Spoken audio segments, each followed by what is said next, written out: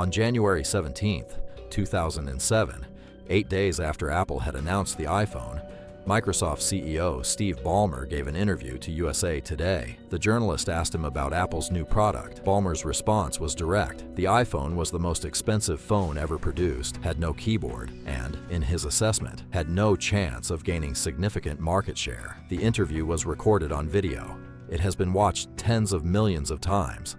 This is the Microsoft mobile failure story, but the laugh and the interview are not actually the most interesting part of it. Microsoft had been running a mobile operating system since the year 2000. It had a 7-year head start on Apple in the smartphone market. Its failure is not a story about missing a technology. It is a story about an internal culture that made it structurally impossible to act on what the company already had. By the time Ballmer gave that interview, Microsoft had shipped Windows Mobile on devices from HTC, Samsung, Motorola, and dozens of other manufacturers. Windows Mobile smartphones were in use by millions of enterprise customers worldwide. Microsoft had a mobile operating system, a mobile developer ecosystem, and carrier relationships on every continent. What happened next is the question this video is built around. Microsoft in 2000 was the most valuable publicly traded company in history. Its Windows operating system ran on approximately 90% of all personal computers. Microsoft Office was the standard productivity suite for businesses worldwide. The company generated revenues of approximately $23 billion and profits that its competitors could not approach. The challenge Microsoft faced entering the 2000s was the same challenge that all dominant platform companies eventually face. The platform that made them dominant is being succeeded by a different platform. The personal computer, Microsoft's platform, was not going away, but the mobile device was emerging as a second computing platform, potentially as large as the PC, and Microsoft had not defined it the way it had defined the PC. Microsoft's response was Pocket PC, later renamed Windows Mobile, a version of Windows designed to run on handheld devices. By 2003, Windows Mobile was running on smartphones, devices with mobile phone radios, from manufacturers including HTC, Samsung, and Motorola. By 2005, Windows Mobile had approximately 23% of the smartphone operating system market, competing with Symbian, BlackBerry OS, and Palm OS. What Microsoft had in 2005 was a real position in mobile. Its enterprise relationships were a significant advantage. Windows Mobile integrated with Exchange email servers, Active Directory authentication, and the Microsoft Office document formats that corporate IT departments required. BlackBerry owned executive email. Windows Mobile owned IT-managed corporate devices. The consumer smartphone market barely existed. Microsoft's Windows Mobile team in 2005 included hundreds of engineers and product managers. They were developing hardware-software integrations with dozens of device manufacturers, supporting a developer ecosystem of third-party applications, and managing relationships with carriers in dozens of countries. By any external measure, it was a serious mobile software program. What it was not, as the iPhone would make clear, was optimized for the consumer experience. Windows Mobile had been designed as a shrunk-down version of Windows, built for enterprise users who needed to access corporate data on mobile devices. Its interface assumed a stylus or a hardware keyboard. Its application model assumed a developer familiar with Windows APIs. Its device manufacturers made design decisions based on what enterprise IT departments required, not what individual consumers would choose. Apple's approach to the iPhone was the inverse of this. Steve Jobs had reportedly told his team that they were not making a phone. They were making a computer that happened to make phone calls. The iPhone's touch interface was designed from first principles for fingers, not styly. Its application model, eventually formalized as the App Store, prioritized consumer discovery over enterprise integration. The architectural difference was real, but it was not invisible to Microsoft. Engineers inside the Windows Mobile team had identified the touch interface gap before the iPhone launched. Internal prototypes of touch-optimized interfaces existed. The question was not whether Microsoft knew that touch was the future of mobile interaction. The question was what happened when that knowledge encountered the organization's internal dynamics. Kurt Eichenwald's investigation for Vanity Fair, published in 2012, identified the organizational mechanism that most precisely explains Microsoft's mobile failure: the stack ranking system. Stack ranking, also called forced distribution or rank and yank, was a performance evaluation method used by Microsoft from at least the 1990s through 2013, when it was finally abolished by Satya Nadella. Under the system, every team was required to rank its members against each other on a curve. A fixed percentage had to be rated as top performers, a fixed percentage as average performers, and a fixed percentage as underperformers. Underperformers faced demotion or termination. The consequences for internal collaboration were documented extensively by Eichenwald through interviews with former Microsoft employees across multiple divisions. Because engineers were graded against their peers rather than against external performance standards, collaboration with colleagues was structurally disincentivized. A colleague's success was a threat to your own ranking. Sharing knowledge, supporting another team's work, or contributing to a project that would be attributed to someone else were all behaviors that could reduce your relative standing. In the context of mobile, the consequences were specific. Microsoft's mobile strategy required integration across multiple divisions. Windows Mobile needed to work with Xbox for media, with Office for productivity, with MSN for internet services, with Zune for music. Each of these was a separate division with its own leadership, its own P&L, and its own stack-ranked employees whose interests were not aligned with the success of any other division's project.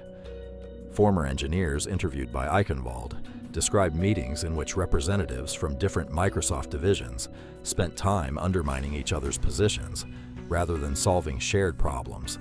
Mobile features that required collaboration across divisions, a consistent app store, integrated media, touch-optimized Office applications, consistently failed to be delivered because the incentive structure made cross-divisional cooperation professionally risky.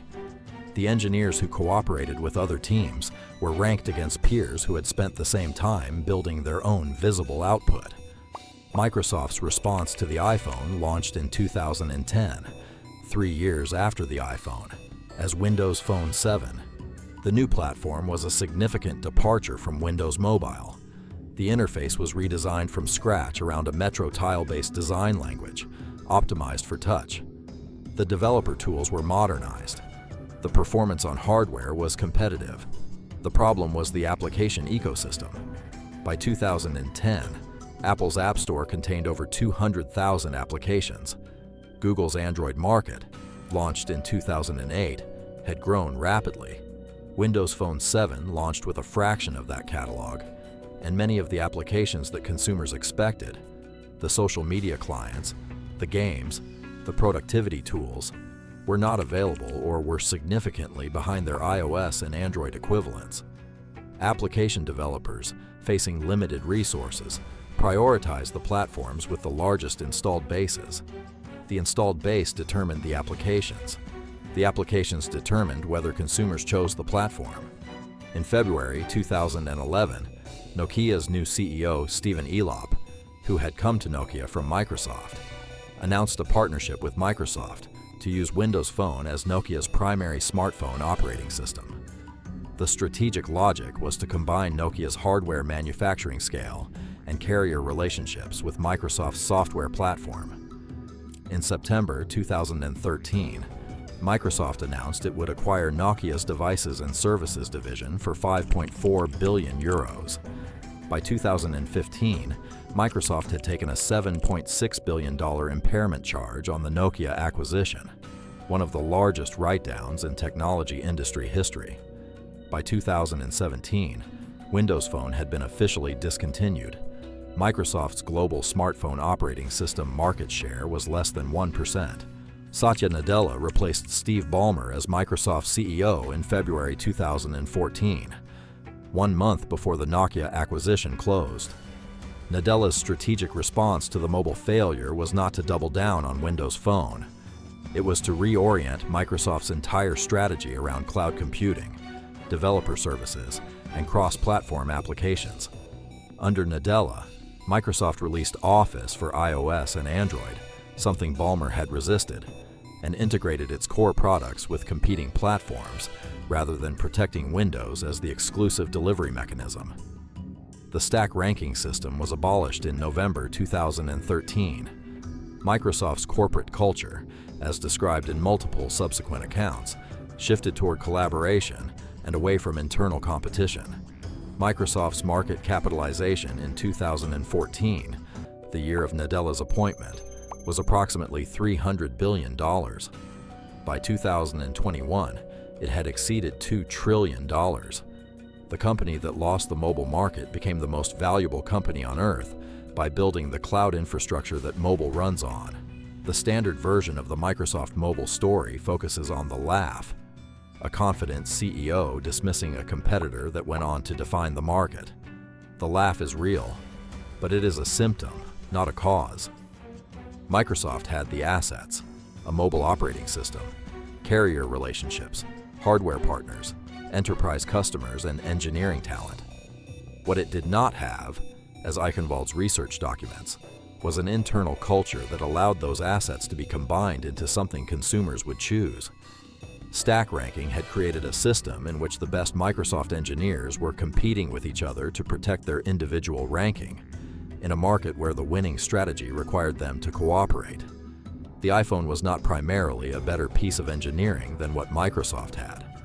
It was the product of an organization, Apple, in which the incentive structure aligned individual careers with the success of the integrated product, rather than with the defense of individual contributions within competing divisions. This is the version of the story that Nadella has told publicly about his own company.